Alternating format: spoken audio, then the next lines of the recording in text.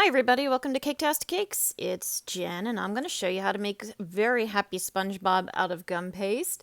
And if you see me using any tools or supplies you can use, if you check the link in the description below, it should be able to help you out. To begin my Spongebob, I am starting with some yellow gum paste. I rolled it out using my little wooden measuring sticks there.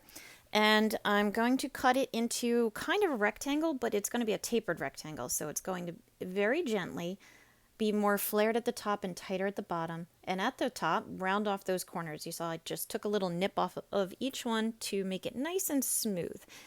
And I am going to use the handle of a paintbrush here to make some indentations along the three sides, the top, the bottom, and the left and right side, leaving the bottom alone because it doesn't matter. He's going to have pants on anyway.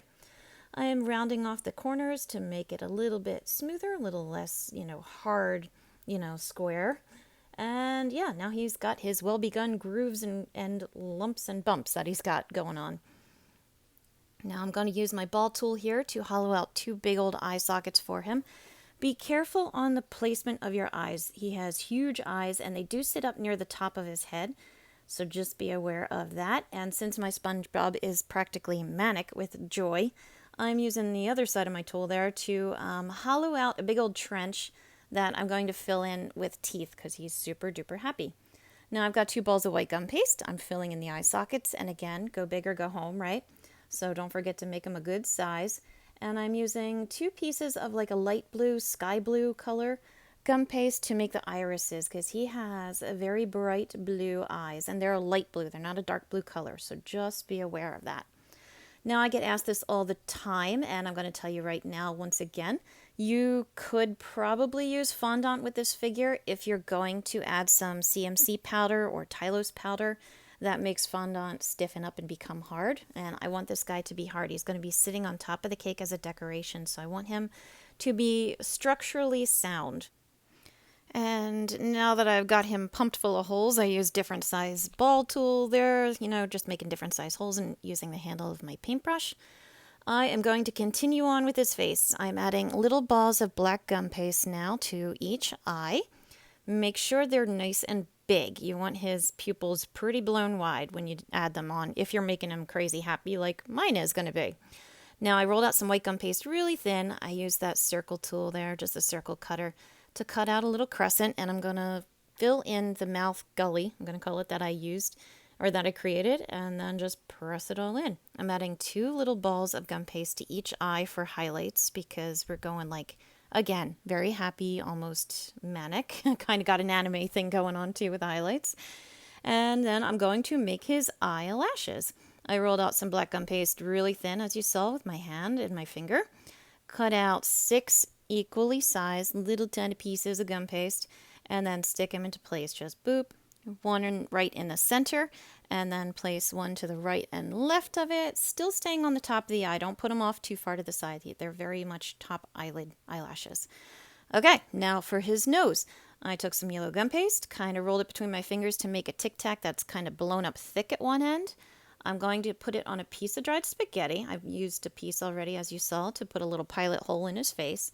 Break it off short, add some water to it, which I cut out because it was boring to look at, and then press it down into his face carefully between his eyes.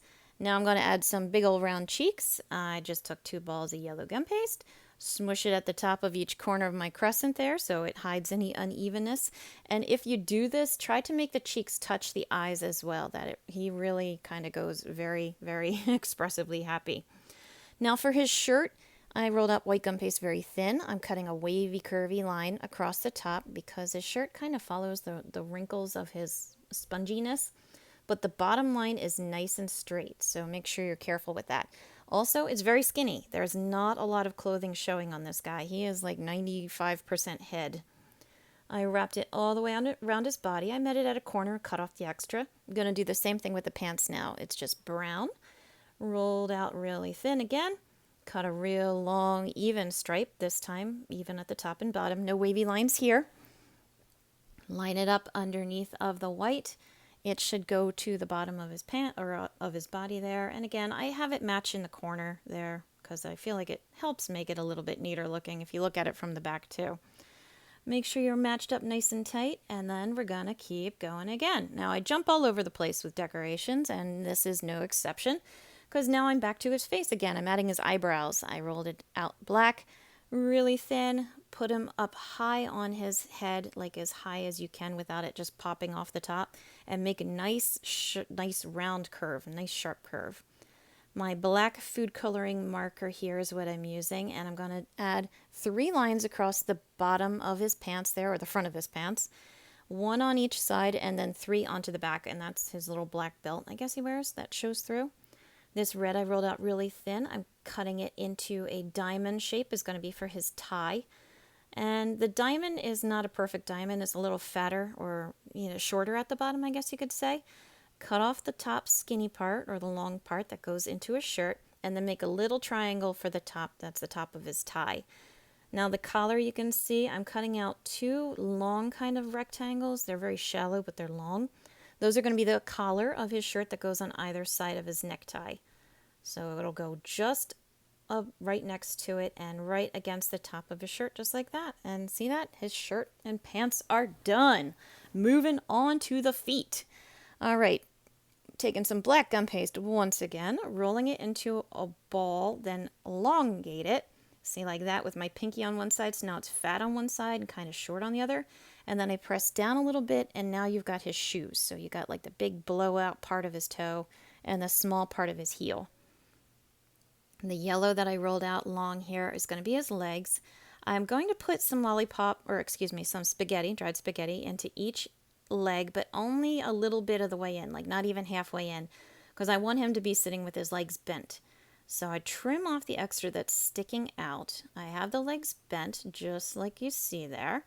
I'm going to put a little bit of white gum paste that I cut into a rectangle, as thin as you can here. I should have gone thinner. I am not, all that loving how it looks here, but as thin as you can for his socks. Wrap it around the part that has the piece of spaghetti in it. And then you're going to press the shoe into the bottom with a little bit of water, like that. I'm showing it to you this time because this time wasn't boring. It was very exciting water adding. And then press the shoes in. Now, these are going to be his pant legs. So more of the brown, rolled out thin, cut into rectangles, wrap it around the top part of his legs. Add a little bit of water to make it all stick, which I didn't show you. I'm very arbitrary about when I show you guys that I add water to these or not. But just assume any decoration is added with water. Now I'm going to cut these at an angle, as you see here. That way, when I put his legs against his body, like so, the pants will flush up against his body, and he'll be sitting there just so lovely. Now for his arms, I have a ball at the end, as you see, and the rest is rolled out thinner. Those are going to become his hands, those balls at the end. So I press it flat, cut a little triangle out of one side, as you see, and that'll become the thumb with the rest of the fingers. Now his hand was huge, so I trimmed off a lot of extra. And then I put 2 cuts because he has 4 fingers. He's one of those types of cartoon characters with 4 fingers. Now I'm leaving this arm a little bit longer. I'm just trimming off some extra because his hand was still kind of big. But I'm leaving the extra because I'm going to have his arms kind of pulling across his body to one side. For the other arm, do the opposite side for the triangle cut. Trim off extra if his hand still looks enormous. Make 2 more cuts so he has 4 fingers total. And now we're going to place them. All right, so that's his left hand. I'm going to have it bent, and I'm going to cut off the extra there, so it's not going to be that long. And SpongeBob's arms are very fluid. Sometimes they're long, sometimes they're short. His shoulders are attached to his sleeves, so I took a ball of gum paste, white gum paste there. Just kind of press down on my ball tool to make a hollow out of it. And then put the arm in that hollow and then just anchor it to his body wherever you feel it looks the best. I was saying that his shoulders move up and down his head, randomly as he needs to express himself. And the sleeves go with it. They're not attached to the shirt. So now I have the one arm connected on the left there, and it's a little shorter. The right arm is its full length that I rolled out. It's going to stretch across the entire body. It's going to go under his mouth because I don't want to hide that, and above his shirt because, again, I put the work in. Not going to hide that either. And I'm connecting his hands. So now he's got kind of like a clasping his hands together over to the side because he's just so excited by what he sees. See, doesn't it look cute there in the back? The one last detail I forgot was to add the stripes of red and blue, blue on the top, red at the bottom of his sock. Put them back with his body, and you got in a very happy, pretty darn cute SpongeBob. So I hope you found this video helpful. Please like and subscribe because it really does help me out. Check out my other videos. I got a ton out there, as well as some other SpongeBobs and more SpongeBob coming. And as always, thank you for watching Caketastic Cakes.